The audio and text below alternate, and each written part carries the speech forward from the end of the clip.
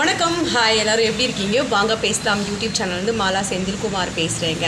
நம்மளில் நிறைய பேர் உறவுகள் ரொம்ப எதையாவது எதிர்பார்த்துக்கிட்டே இருக்காங்க. உறவுகள் அப்படின்னு சொன்னால் அப்படின்னு நம்ம இப்போ நிறைய பேசுகிறாங்க. உறவுகள் எல்லாமே எதிர்பார்ப்புக்கு தான் இருக்குது அப்படிங்கிற மாதிரி. சரி, நம்ம யாருக்கிட்டையும் எதையுமே எதிர்பார்க்கலையா? நம்மளும் அதே மாதிரி உறவுகளில் ஒருத்தவங்க தானே. நம்மளும் யாருக்கும் அம்மா, பிள்ளை, பொண்ணு ஏதாவது ஒரு உறவு இருக்கத்தானே செய்கிறோம். ஏதாவது ஒரு விஷயத்தில் அம்மாக்கிட்டேயுமே எதுவுமே எதிர்பார்க்கணும். எல்லாத்தையும் விட சிறந்ததாக நம்ம சொல்லப்படுற கடவுள்கிட்டயே நான் நல்லா இருக்கணும், எனக்கு எல்லா ஆசீர்வாதங்களும் வேணும் அப்படின்னு சொல்லி ஒரு எதிர்பார்ப்போடு தான் கடவுளை நம்ம கும்பிடுறோம். எத்தனை பேர் எதிர்பார்ப்பே இல்லாமல் கடவுளை நம்ம நேசிக்கிறோம். ஸோ உறவுகள் அப்படின்னு சொன்னால் எதிர்பார்த்து தான் உறவு, காசு கொடுத்தா தான் உறவு. ஆனால் கண்டிப்பாக காசு கொடுத்தா தான் உறவு. அந்த அதுக்காக தான் காசை சம்பாதிக்கணும் அப்படின்னு ஒரு வாழ்க்கை முறை. இதுதான் வாழ்க்கை முறை. இது ஒரு பாரமாக எல்லாமே எடுத்துக்கிறாங்க. இப்போ நிறைய பேர் லைஃப்பில் இது செஞ்சாதான்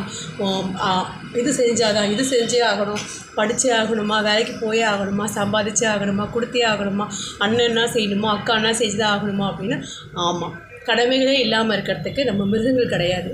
மிருகங்களை கூட இப்போ நம்ம நிறைய யூடியூப் சேனல் நம்ம பார்க்கும்போது நாய்களுக்கு, பூனைகளுக்கெல்லாம் எவ்வளோ ட்ரைனிங் கொடுக்கத்தான் செய்கிறாங்க. ஸோ மனிதர்களுக்கு இந்த கடமை கூட இல்லைனா எப்படி? உறவுகள் அப்படிங்கிறவங்க நம்ம கொடுக்கணும். கொடுக்க வேண்டியது நம்மளுடைய கடமை. அதை கொடுத்தாதான் உறவு அப்படின்னு எதுவுமே கிடையாது.